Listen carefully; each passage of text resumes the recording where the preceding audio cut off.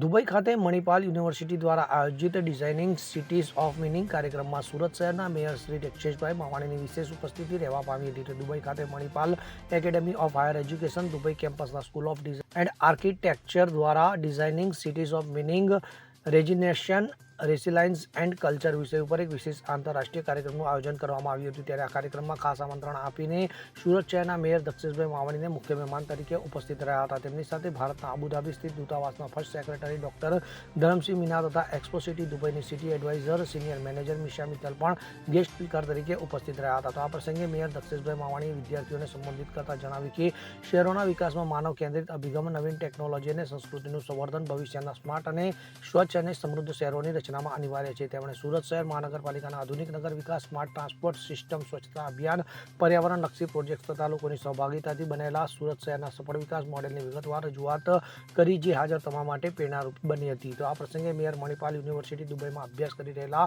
ભારતીય વિદ્યાર્થીઓ સાથે પણ વિશેષ વાર્તાલાપ કર્યો હતો. તેમણે પોતાના અનુભવો શેર કર્યા અને વિદેશમાં રહીને ભારતના વિકાસમાં યોગદાન આપવા પ્રેરિત કર્યા હતા. તો આ કાર્યક્રમમાં વિવિધ દેશોના નગર યોજના શાસ્ત્રીઓ, આર્કિટેક્ટ્સ, સંશોધકો અને વિદ્યાર્થીઓ ભાગ લીધો હતો અને સૌએ સુરત શહેરના વિકાસના મોડેલની પ્રશંસા કરી હતી. આ સાથે મેયરે મણિપાલ યુનિવર્સિટીના અધિકારીઓ સાથે ભવિષ્યમાં નગર આયોજન, સંશોધન અને શૈક્ષણિક સહકાર માટે ચર્ચા પણ કરી હતી.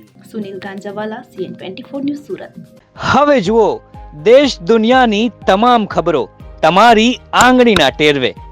ઉઠાવો મોબાઈલ અને Google Play Store પરથી ડાઉનલોડ કરો અમારી CN24 ન્યૂઝ મોબાઈલ એપ.